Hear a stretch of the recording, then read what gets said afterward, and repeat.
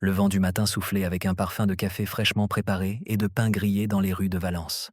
Le soleil perçait à peine à travers les bâtiments, teignant les vieilles façades d'or et réveillant la vie de la ville. Dans un petit coin du marché central, une jeune femme au regard doux et au sourire chaleureux ouvrait son modeste stand de miel artisanal. Elle s'appelait Lucia Morales, et ses mains, délicates mais fermes, plaçaient les pots sur la table comme s'il s'agissait de petits trésors d'ambre liquide. Chaque pot avait un lien doré, et sur son étiquette, on pouvait lire « Miel du cœur ».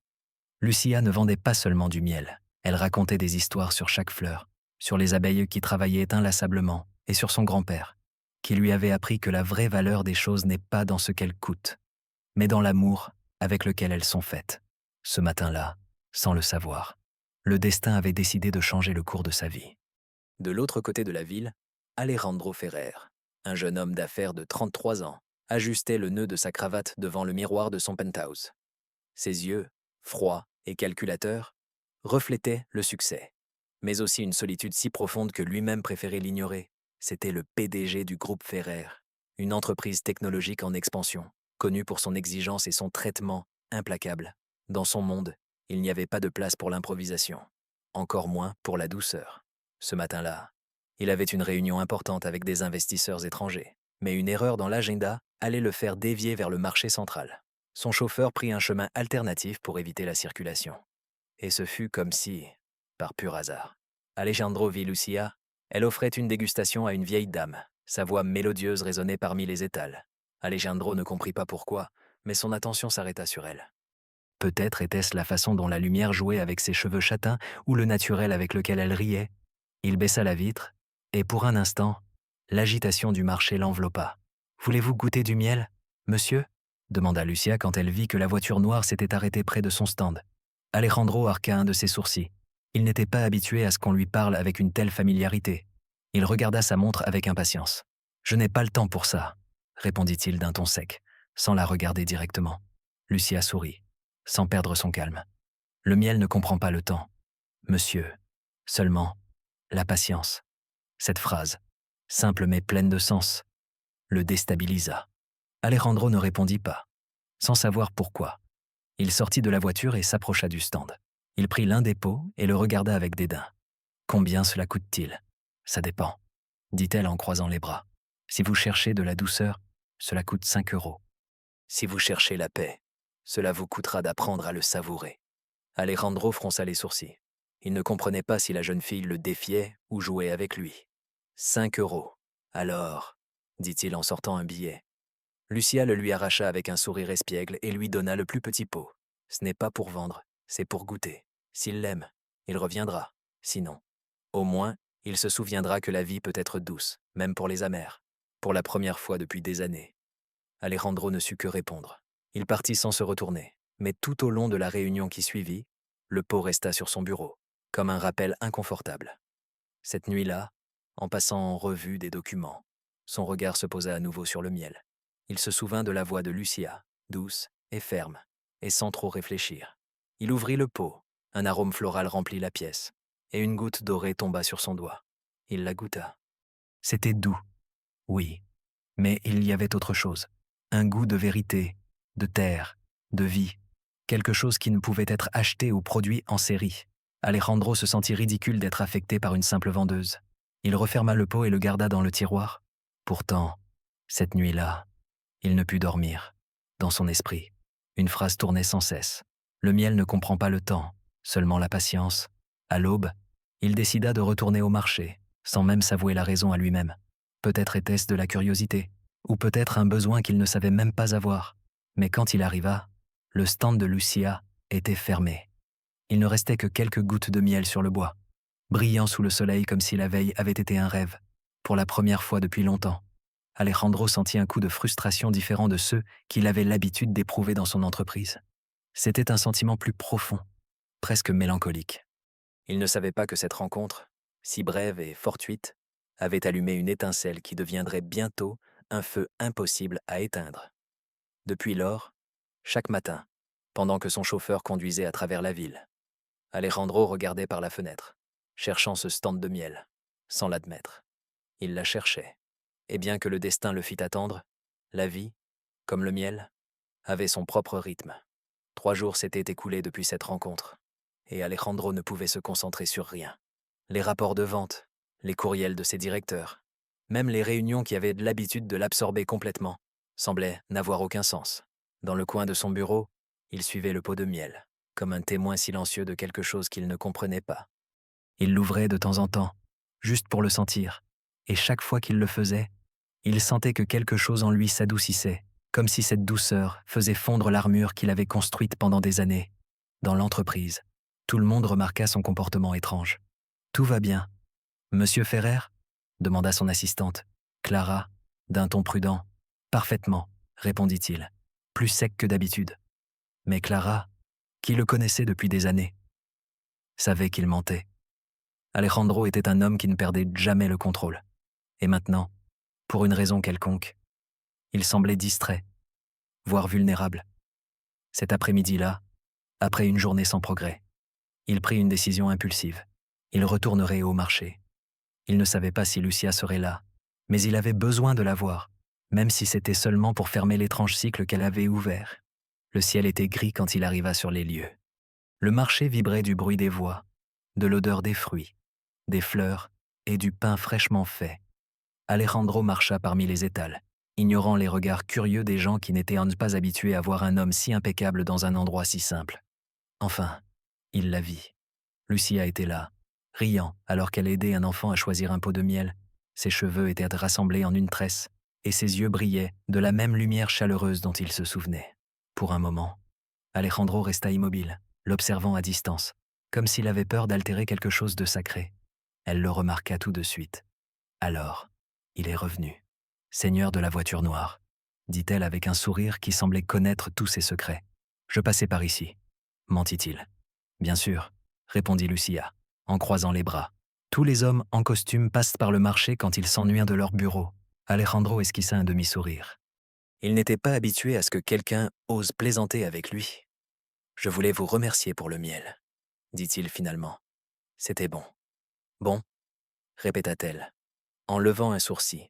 « C'est le mot le plus froid que j'ai entendu aujourd'hui. » Lucia s'approcha et le regarda curieusement. « Dites-moi la vérité, monsieur. Qu'a-t-il ressenti quand il l'a goûté ?» Alejandro hésita. Il ne savait pas comment répondre. Parler de sentiments n'était pas quelque chose qu'il faisait. Le goût du travail, je suppose. Lucia rit, ce rire léger qui sonnait comme un défi et une consolation en même temps. « Alors peut-être avez-vous besoin de plus qu'un échantillon, » dit-elle, lui offrant un plus gros pot. « Mais je ne vends pas celui-ci. Je ne le donne qu'à ceux qui promettent d'apprendre à apprécier les choses simples. » Alejandro prit le pot. Ne comprenant pas pleinement ce que cette promesse signifiait, « Je ne promets pas de choses habituellement, » murmura-t-il. « Alors commencez aujourd'hui, » répondit Lucia, et elle lui fit un clin d'œil. Ce geste le laissa déconcerté. Il avait traité avec des milliers de personnes, négocié avec des hommes d'affaires impitoyables, mais personne ne l'avait regardé comme ça, sans peur, sans intérêt, sans prétention. Quelques minutes passèrent en silence. Puis Lucia demanda « Pourquoi quelqu'un comme vous vient-il seul au marché ?»« Je ne sais pas, » admit-il. Peut-être cherchait-il quelque chose dont il ignorait avoir besoin. Elle acquiesça, comme si elle comprenait. Parfois, la vie nous fait passer par des endroits où nous n'avions jamais prévu d'aller, juste pour nous montrer ce qui compte vraiment. Le bruit de la pluie soudaine interrompit ses mots. De grosses gouttes commencèrent à tomber, et les gens coururent pour s'abriter. Lucia couvrit rapidement ses peaux avec une bâche, tandis qu'Alejandro, sans réfléchir, l'aida. Leurs mains se touchèrent une seconde. Ce léger contact alluma quelque chose chez les deux, quelque chose d'aussi subtil qu'un courant électrique. Quand la pluie cessa, l'air sentait la terre mouillée et le miel. Lucia le regarda, trempé mais riant. « Regardez comment a fini votre costume. Ce n'est pas tous les jours qu'un fanatique se mouille pour un peu de miel. Ce n'est pas tous les jours qu'une vendeuse fait oublier l'horloge à un fanatique, » répondit-il, se surprenant par la douceur de son ton. Lucia le regarda fixement, et pour un instant, quelque chose dans son sourire devint plus sérieux. « Attention, monsieur Ferrer, le miel peut sembler inoffensif, mais quand il colle, il est difficile de l'enlever. » Il ne répondit pas, mais cette phrase l'accompagna le reste de la journée. Cette nuit-là, de retour dans son penthouse, Alejandro se servit un verre de vin, mais au lieu de porter un toast à un contrat, Il le leva en regardant le pot que Lucia lui avait offert. La pluie frappait les grandes baies vitrées, et pour la première fois depuis des années, il ne se sentit pas seul. Il y avait quelque chose chez cette femme qui lui rappelait qui il était avant de devenir l'homme que tous craignaient. Lucia, de son côté, ne put dormir non plus. Elle regardait la vieille photo de son grand-père sur l'étagère et souriait. « Je crois que j'ai trouvé quelqu'un qui a besoin d'apprendre ce qu'est la patience », murmura-t-elle, sans le savoir. Tous deux avaient franchi un point de non-retour. La douceur du miel avait déjà commencé à se mélanger à la saveur du destin. L'aube baignait la ville de tons dorés, et le reflet du soleil glissait sur les baies vitrées de l'immeuble Ferrer Group. Alejandro observait l'horizon depuis son bureau du 30e étage, avec le même pot de miel sur le bureau. C'était ridicule, il le savait, mais cette présence l'apaisait. Depuis sa rencontre avec Lucia, quelque chose avait changé. Il se surprenait à penser à des choses qu'il considérait auparavant comme insignifiantes. L'odeur du pain fraîchement fait, la texture du vent, les visages inconnus dans la rue, des choses simples, mais pleines de vie.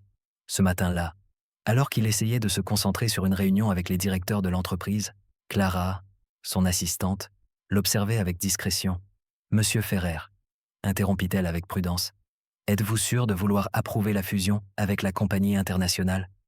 Il cligna des yeux. Revenant à la réalité, pourquoi ne le ferais-je pas? Parce que, selon les rapports, ils veulent prendre le contrôle de nos brevets.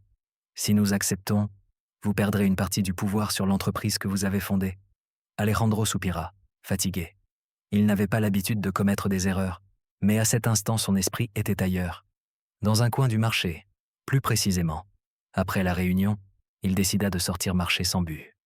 Il ne pouvait pas se concentrer entre ces murs gris qui lui rappelaient une prison de succès. Il prit son manteau, sans prévenir personne, conduisit sa propre voiture vers le marché. Quand il arriva, le brouhaha habituel l'accueillit, parmi les arômes de fruits, de fleurs et de pain.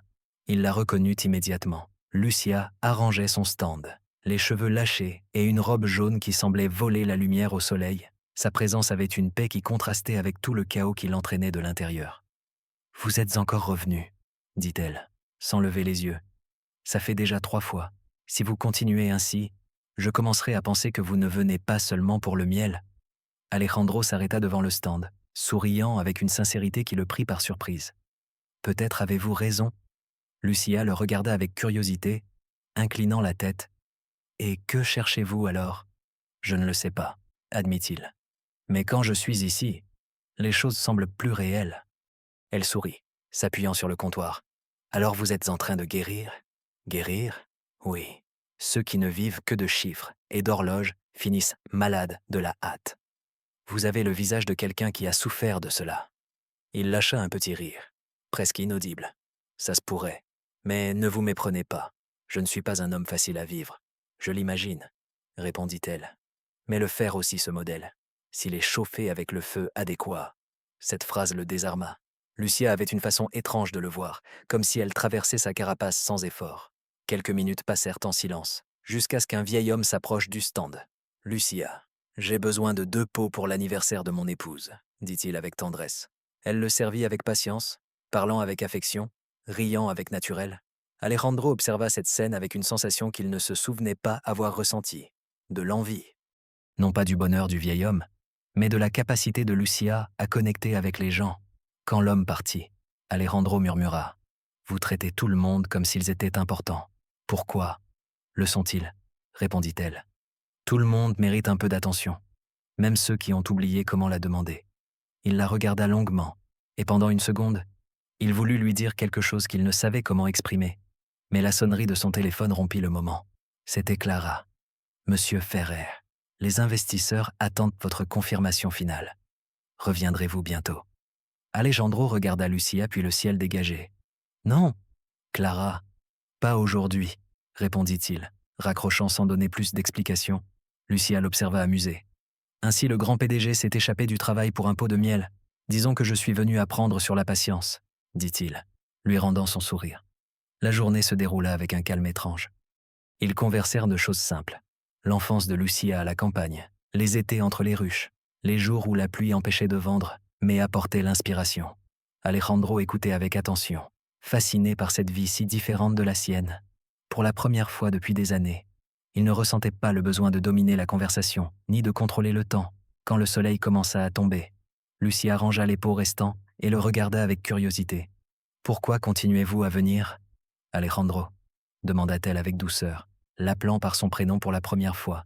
Il la regarda surpris, comme si sa voix l'avait touché quelque part profondément. « Peut-être parce qu'ici tout a un sens, dit-il à voix basse.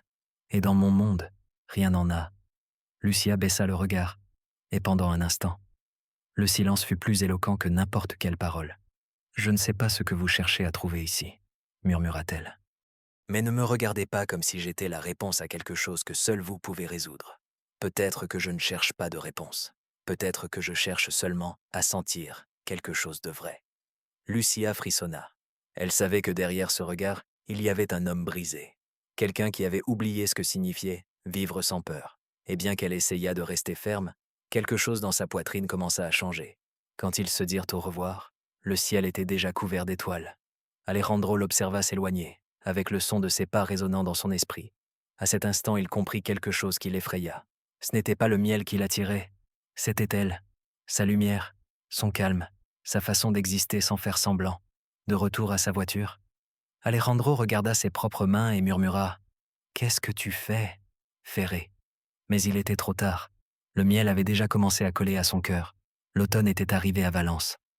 Les feuilles tombaient lentement sur les rues, et l'air frais apportait avec lui une odeur de terre humide et de changement. Alejandro observait le paysage depuis la fenêtre de son bureau, tout en tournant distraitement le pot de miel entre ses doigts.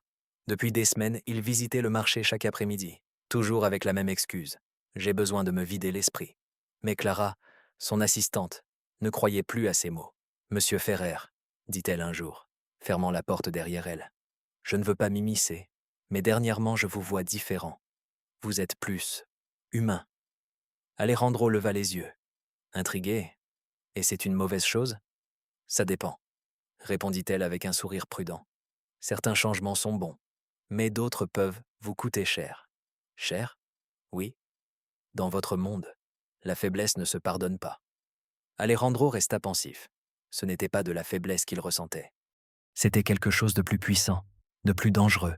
Le besoin de sentir qu'il vivait pour quelque chose de plus que des contrats et des chiffres. Cet après-midi-là, quand il arriva au marché, Lucia n'était pas à son stand. Il ne restait que la table vide, couverte par une bâche. Il demanda à une fleuriste voisine, qui lui dit que la jeune femme était partie à la campagne pour soigner des ruches malades. Pour la première fois, Alejandro ressentit une impatience qui le déconcerta. Il passa les jours suivants à attendre son retour, et quand finalement il la vit apparaître, il ressentit quelque chose ressemblant à du soulagement. Lucia avait l'air fatiguée, mais son sourire restait intact. « Je vois que je vous ai manqué, » plaisanta-t-elle, tout en organisant les pots. « Je ne dirai pas autant, » répondit-il avec ironie, « bien que le marché semblait vide sans vous. Vous voyez, c'est ça manquer à quelqu'un. Monsieur Ferrer, » dit-elle, riant doucement. Durant les semaines suivantes, la routine entre eux devint une habitude silencieuse. Alejandro passait par le marché presque quotidiennement. Parfois, il achetait du miel. D'autres fois, il restait simplement à parler avec elle, écoutant des histoires qu'il n'aurait jamais imaginé l'intéresser. Lucia lui apprit à reconnaître les types de miel selon leur couleur, à distinguer les fleurs que les abeilles préféraient, et même à profiter du silence. Cependant, le monde d'Alejandro n'était pas aussi simple que celui de Lucia. Les rumeurs sur son comportement étrange commencèrent à circuler parmi les associés. Certains le voyaient distrait, plus mou, moins calculateur. L'un de ses directeurs, Héctor Valdé, profita de cette apparente faiblesse pour gagner du terrain dans l'entreprise. Un après-midi, alors qu'Alejandro était au marché, Héctor se présenta sans prévenir dans son bureau et réunit le conseil. « Monsieur Ferrer perd sa concentration, » déclara-t-il. « Il a négligé des négociations importantes pour des affaires personnelles. Si nous n'agissons pas, il mettra en péril l'avenir du groupe Ferrer. » Les paroles d'Héctor trouvèrent des oreilles attentives. L'ambition est une abeille sans reine. Quand elle sent l'opportunité, elle pique. Le lendemain, Clara s'approcha d'Alejandro avec un air inquiet. « Faites attention, Alejandro, » l'avertit-elle. « Valdé déplace ses pions. Si vous continuez à négliger l'entreprise, vous pourriez la perdre. » Il l'écouta sans surprise. Il le savait. Mais à ce moment-là, il ne pouvait s'empêcher de penser à Lucia, cet après-midi-là. Alors qu'il l'aidait à fermer le stand, il lui confessa une partie de ce qui se passait. « Il semble que ma propre équipe veuille m'arracher ce que j'ai construit, » dit-il, regardant le sol. Lucia l'observa avec calme. « Et peut-être que ce que vous avez construit ne vous représente plus. » Que veux-tu dire? Parfois nous édifions des châteaux si hauts que nous oublions pourquoi nous les avons levés. S'il n'y a pas d'amour dedans, ils deviennent des cages. Alejandro la regarda en silence. Ses paroles le frappèrent plus que n'importe quelle réunion ou trahison. Tu ne comprends pas comment fonctionne ce monde. Non, admit-elle. Mais je comprends ce qui se passe quand le cœur se fatigue de faire semblant. Lucia rangea le dernier pot et le regarda directement dans les yeux. Que voulez-vous vraiment, Alejandro? Pas ce que l'argent ou l'entreprise exige, ce que vous voulez.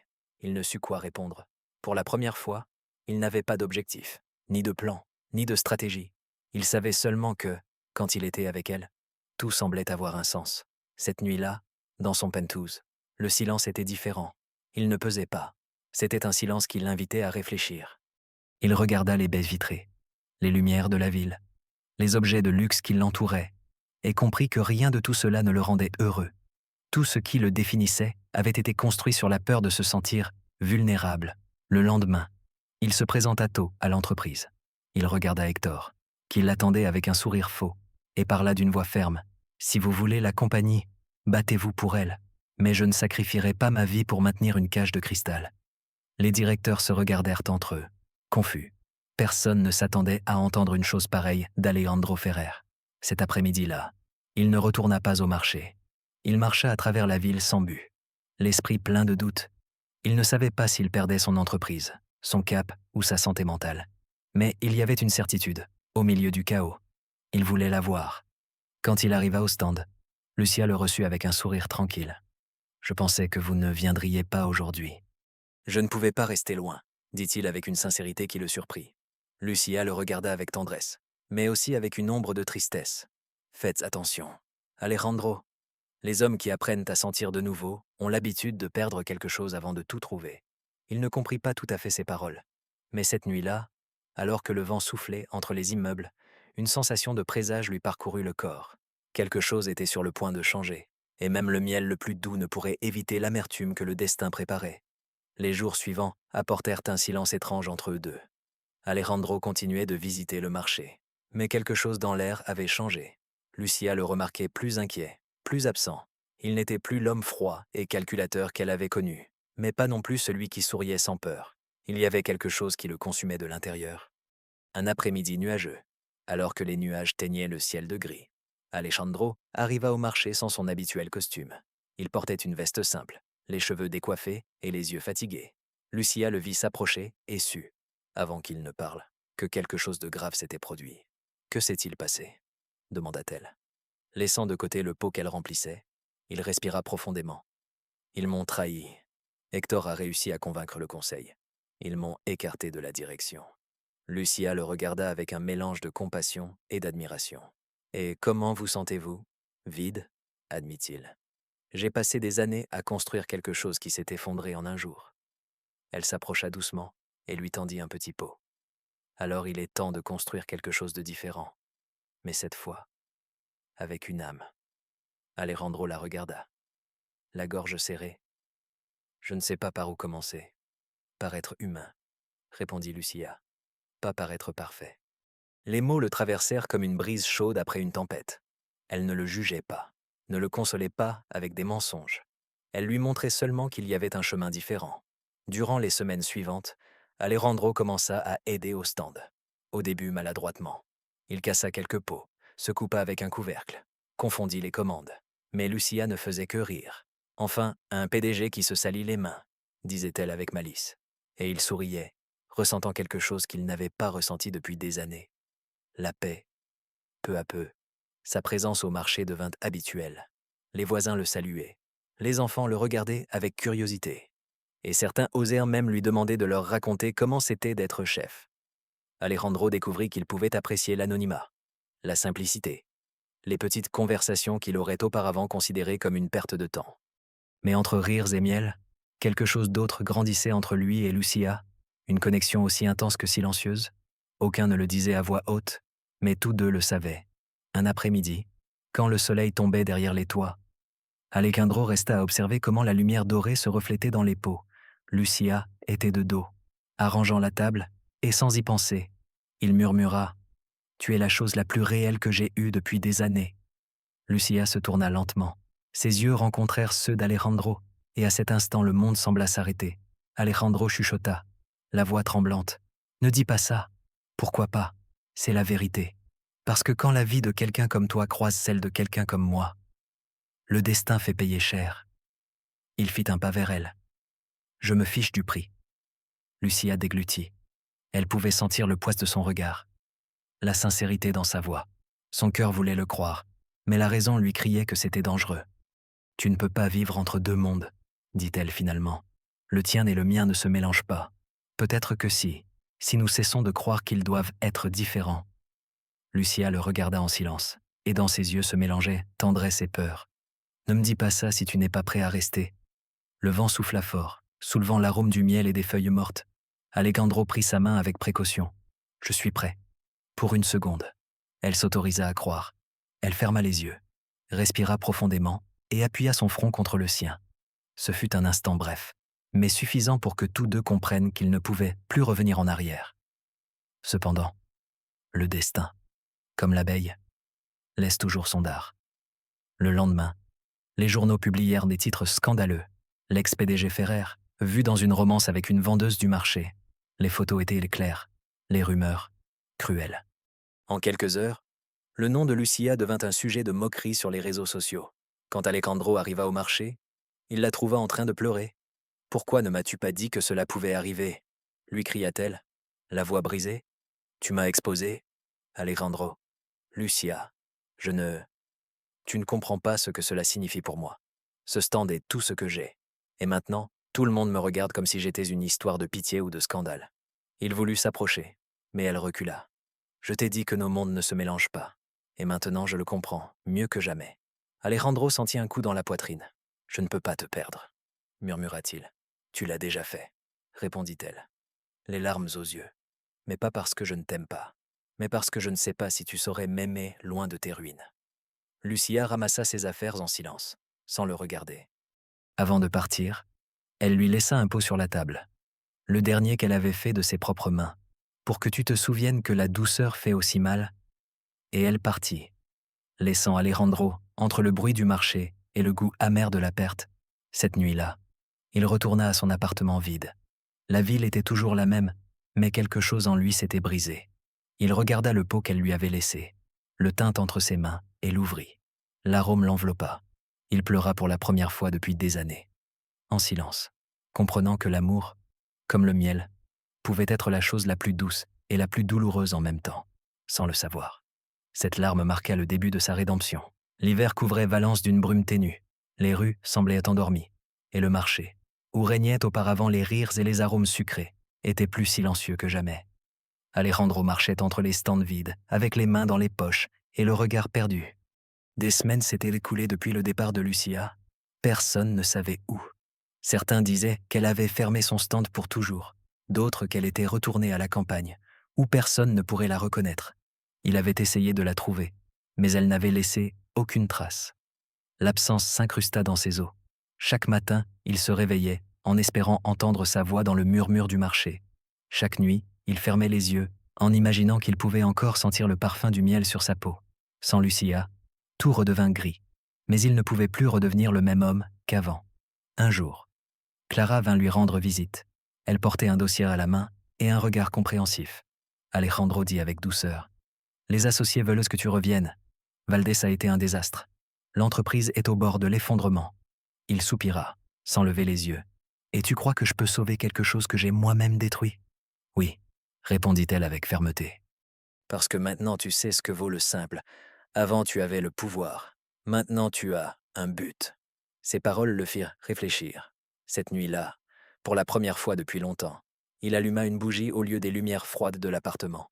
Il plaça le pot de miel devant lui et l'observa comme quelqu'un qui contemple un souvenir sacré. « Lucia, » murmura-t-il, « je ne sais pas si un jour tu me pardonneras, mais si le destin me donne une autre chance, je saurai t'aimer sans peur. » Le lendemain, Alejandro retourna au bâtiment Ferrer Group.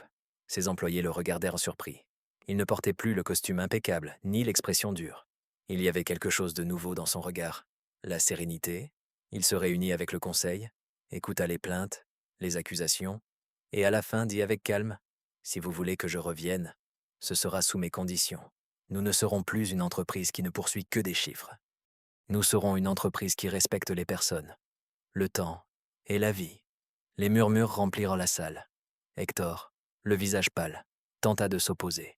Mais Alejandro l'arrêta d'une seule phrase. Le pouvoir ne sert à rien si tu ne sais pas quoi en faire. Et ainsi, lentement, Ferré Group entama une nouvelle étape. Les employés qui craignaient auparavant leur patron le respectaient désormais vraiment. Alejandro apprit à écouter, à déléguer, à valoriser chaque personne qui faisait partie de son monde. Mais, malgré tout, quelque chose manquait toujours. Un matin, alors qu'il vérifiait ses courriels, il reçut une lettre sans expéditeur. C'était une enveloppe de papier rustique, avec une odeur de fleurs et de miel. À l'intérieur, il y avait une note écrite d'une écriture délicate. Les abeilles sont revenues à la ruche. Le miel a recommencé à couler. Si un jour tu veux savoir ce que c'est de travailler avec le cœur, viens au champ des collines de Naquera. Le cœur d'Alejandro s'accéléra. Il n'hésita pas.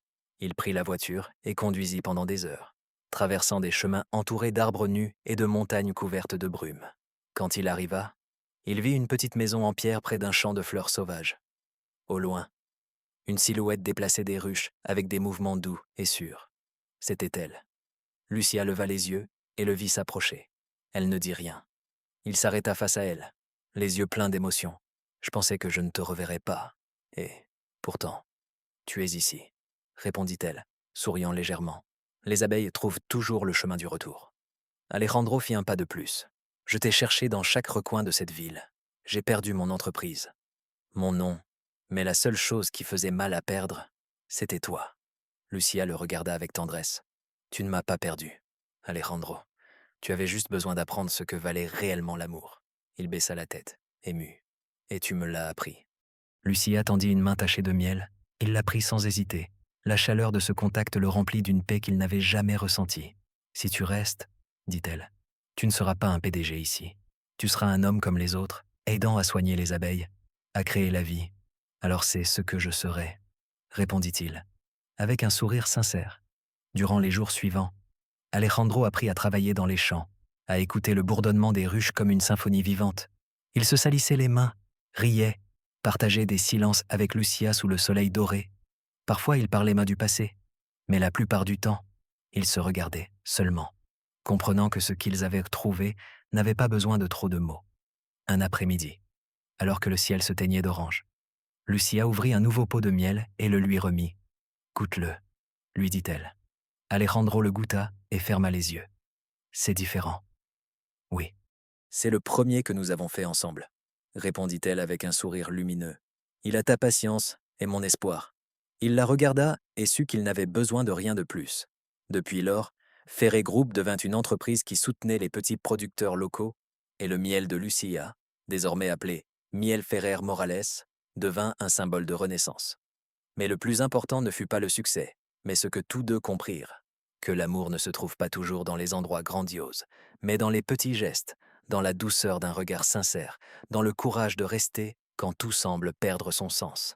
Un après-midi, alors qu'ils observaient le coucher de soleil depuis la colline, Lucia appuya sa tête sur l'épaule d'Alejandro. « Tu vois, au final, le miel avait raison. »« Le miel ?